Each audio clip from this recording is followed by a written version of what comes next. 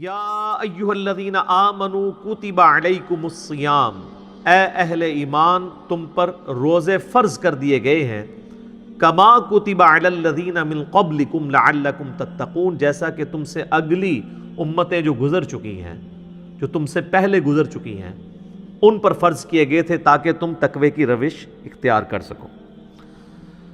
رمضان شریف کی آلموسٹ آمد ہے 1441 ہجری میں، اور یہ اللہ کی طرف سے کرامت ہوئی ہے کہ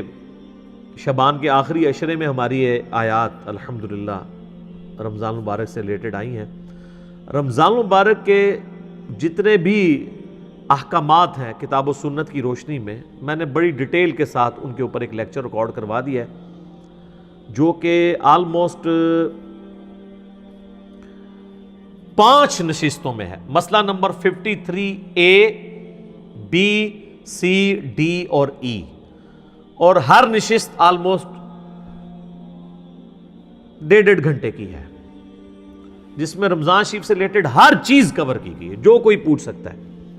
وہ کلپس بھی میں نے بھائیوں کو بتا دیا ہے، وہ وقتاً فوقتاً رمضان شریف کے پہلے عشرے میں ہی آلموسٹ سارے کے سارے کور کر لیں گے ہم۔ سورۃ البقرہ کا یہ رکوع بھی اس میں کور ہوگا، اس کے بعد بخاری مسلم کی روشنی میں 17 صحیح الاسناد احادیث، اور جو سحری کے افطاری کے احکام و مسائل ہیں، اسی طریقے سے عورتوں کے روزے کی رخصت کیا ہے، مسافر کے روزے کی رخصت کیا ہے، قضاء کا اور کفارے کا کیا معاملہ ہے، مریض سے ریلیٹڈ کیا چیزیں ہیں، ٹیکہ لگانے سے روزہ ٹوٹتا ہے نہیں ٹوٹتا، جتنے بھی جدید اور قدیم فقہی احکام و مسائل ہیں آلموسٹ 40 کے قریب ہیں جو اس میں ہم نے کور کیے ہیں۔ ایک حدیث کا انٹرنیشنل نمبر اس میں بتایا ہے۔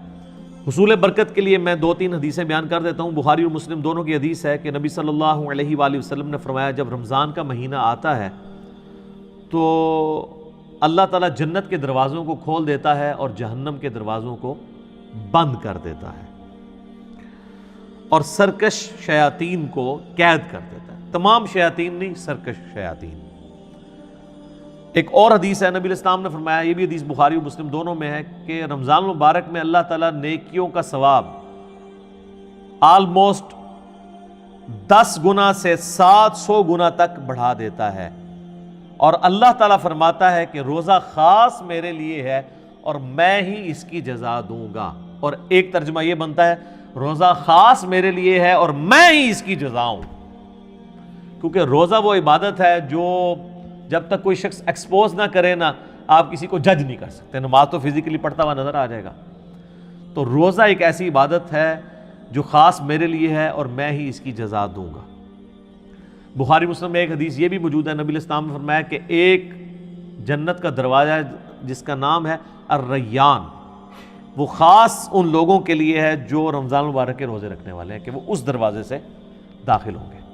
پھر بخاری اور مسلم کی ایک اور حدیث ہے، نبی علیہ السلام نے فرمایا، جس نے ایمان اور احتساب کے ساتھ رمضان مبارک کے روزے رکھے،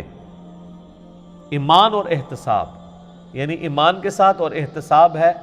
اصلاح نفس کی کوشش پلس ثواب کی نیت خالصتاً اللہ کے لیے، تو اللہ تعالیٰ اس کے پچھلے سارے گناہ معاف فرما دے گا۔ جس نے ایمان اور احتساب کے ساتھ رمضان مبارک کی راتوں کا قیام کیا، اللہ تعالیٰ اس کے پچھلے سارے گناہوں کو معاف کر دے گا۔ جس نے ایمان اور احتساب کے ساتھ شب قدر کا قیام کیا، اسے پچھلے سارے گناہ اللہ تعالیٰ معاف کر دے گا۔ اور یہ میں نے سب سے آسان طریقہ اس میں بتایا کہ آپ ایٹ لیسٹ عشاء اور فجر کی نماز کا اہتمام کریں کہ کوئی رکعت فوت نہ ہو۔ صحیح مسلم میں حدیث ہے، ایک تابعی کہتے ہیں، میں مسجد میں بیٹھا تھا، مسجد نبوی کے اندر، حضرت عثمان غنی رضی اللہ تعالیٰ عنہ علیہ السلام کا دور تھا، تو مغرب کی نماز کے تھوڑی دیر بعد حضرت عثمان مسجد میں آ گئے، اور مجھے انہوں نے کہا کہ بیٹا، میں نے نبی علیہ السلام سے یہ خود سنا تھا کہ جو شخص عشاء کی نماز جماعت سے ادا کر لے گویا اس نے آدھی رات کا قیام کیا، اور جو فجر بھی جماعت سے پڑھ لے گویا اس نے پوری رات کا قیام کیا۔ تو یعنی وہ بتانا چاہ رہے تھے کہ میں عشاء کی نماز سے اتنی دیر پہلے مسجد میں اس لیے آ گیا ہوں تاکہ عشاء کی جماعت چھوٹے نہ۔ آج کل تو مشکل نہیں ہے، کیونکہ ہم لوگ تو رات کو سوتے ہی 12 بجے کے بعد ہیں۔ ان زمانوں میں لوگ بڑے جلدی سو جاتے تھے، اسی لیے مغرب کے بعد سونے کی ممانعت بھی آئی ہے۔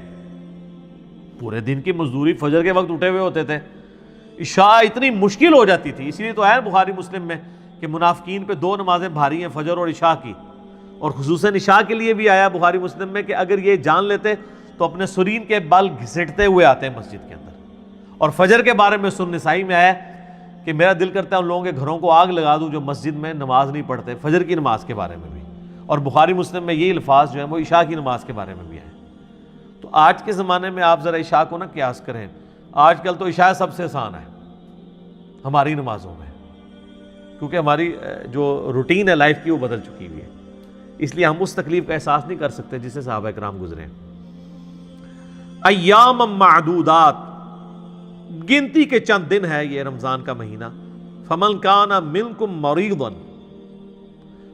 اور اس میں بھی اگر تم میں سے کوئی مریض ہو, او علی سفر, یا وہ سفر پر ہو, فعدۃ من ایام اخر, تو وہ اپنی گنتی کو باقی دنوں میں پورا کر سکتا ہے. مسافر اور مریض وہ روزہ چھوڑ سکتا ہے, چاہے وہ جو مرضی حالت ہو. یعنی یہ نہیں کوئی کہہ سکتا کہ جی سفر بڑا آسان ہے, نہیں, سفر میں رکھنے کی اجازت ہے. بخاری مسلم میں حدیث ہے, نبی علیہ السلام نے اسے ڈسکریج کیا ہے, لیکن جب صحابہ نے پوچھا یا رسول اللہ ہم رکھ لیں, تو فرمایا ہو جائے گا روزہ, لیکن پریفریبل نہیں ہے کہ رکھا جائے, دوسرے دنوں میں گنتی پوری کر دی جائے.